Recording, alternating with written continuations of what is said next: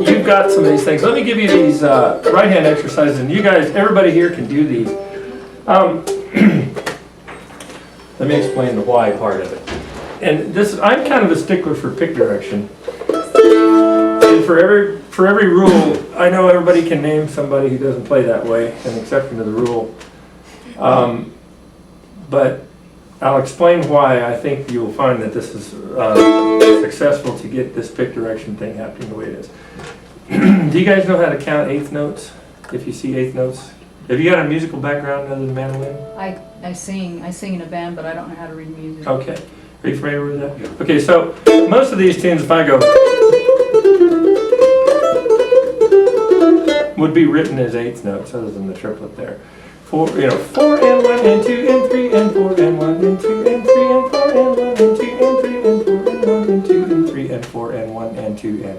Most of these tunes and the type of music that we play are going to be written out in 4/4 time, and the melody lines usually are in eighth notes. That last one was. So you would count those, and eighth notes are counted 1 and. That's 2 eighth notes side by side. 1 and, 2 and, 3 and, 4 and. And you set this up to play down on 1, up on and, down on 2, up on and, down. So if it's an and, it's an upstroke. That gets, she was doing, when she played her solo of Whiskey Before Breakfast, she went like that, right? No, it isn't. You did something else different. Yeah, I did something like that. That's what you did. Did I? Yeah, because that's down down. in there. I did down. Right, and it would be up. Ah. That's not going to hurt her playing at that point, but it is off grid, so to speak. And I'll explain why and why you might want to consider this.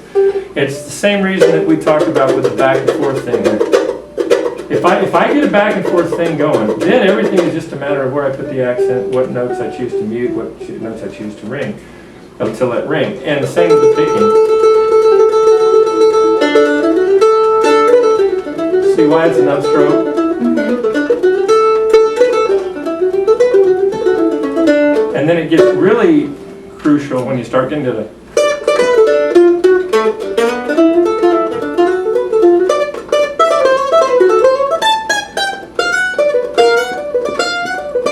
when you start getting into all these syncopated and weird little jazzy things, that's usually where people get off grid, because so many times your pick direction that you would be going to stay on grid, for lack of a better term, feels counterintuitive to you. So you go the way that it feels right.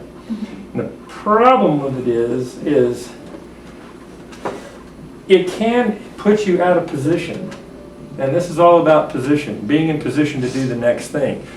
Doing something that limits your ability to be in position to add a note if you need one, you know what I mean by that? Or to go into the next phrase can become an issue, which led a talk about this from Andres Segovia. You remember who he is, the great guitar player? He said, your style is defined by your weaknesses, not your strengths. And this is a case in point where you find yourself out of position, well, you just go ahead and make that last note a quarter note to give yourself time to readjust. You see what I mean? Because if you speed the song up, there's no time to hit those 2 downs in a row or those 2 ups in a row. So little issues like that can come up. It becomes a real brain teaser, because what's intuitive, and this is like, you could start talking about all kinds of things beyond Mando. Here's that part where I drift off and start talking horses and shooting and all that. It applies to so many things. What's counterintuitive to one person is intuitive to the other. So, and we all sit around and look at the news every day, and we all know that relativism, right and wrong, doesn't work so good. Murdering people wasn't wrong to Charlie Manson, So at some point we say, what's the way we're going to do this? And just because something feels counterintuitive to you doesn't necessarily mean that it's not what you ought to try to be doing. You can work on it till it becomes intuitive. Well, the reason it feels counterintuitive probably is because you've never used your muscles that way before, or you've never fired up some brain neural pathways that have been laying dormant for a while. So they're out of use. Of course it feels awkward. But I'll give you these things now, and they're exercises of little different rhythms and stuff. You've got these. I've added a whole bunch more, so you'll get some fresh material. And these came right off the Kinko's copier, and I didn't sort them last night. So that's the continued pile. Here they are. Let me find the top of the stack there. Oh gosh, wait a minute. 1, 2, 3, 4, 5, 6. I have exactly that. I guess 10. Yeah. I think we came out right. Here, I'll just start passing down. You do have one? Okay. I should have enough. There we go. Sorry, you're getting them in sections here. Here's a little more. yeah. Now I'm gonna kind of fire through a lot of this stuff, but I want to be sure that everybody at least knows what to do with it. Okay. There's only right hand. And there's a second page I'll give you here in a moment. Did I save one for me? I didn't.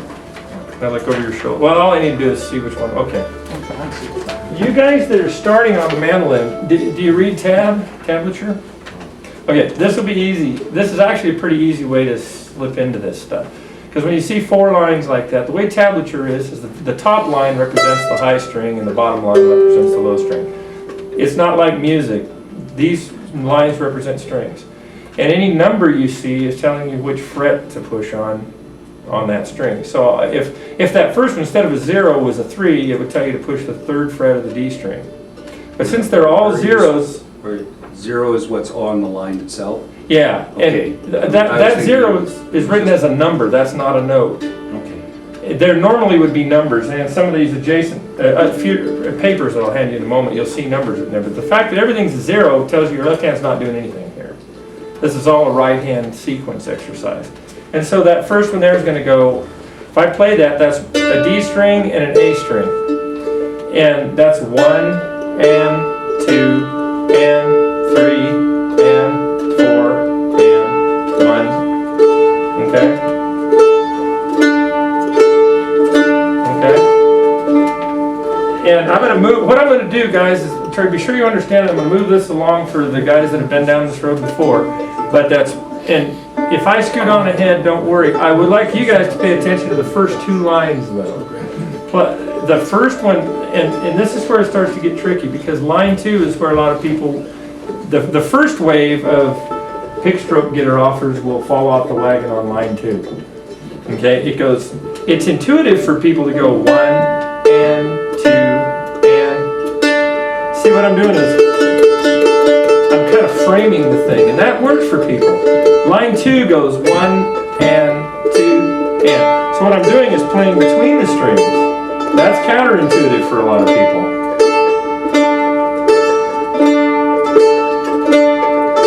See what I mean by that? So that will throw a certain number of people off. Okay? So now let me show you an example of that sequence. These are real life sequences. If I go,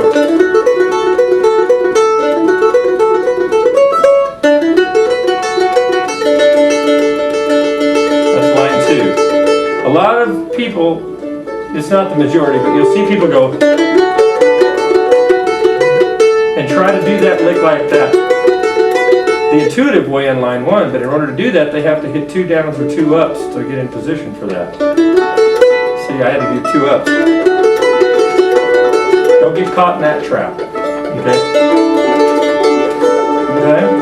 So you guys that are starting on this, pay real special attention to the difference between lines 1 and 2. And there's enough on these pages that I'm giving you that'll last you for the next few months. So just work through them a little at a time.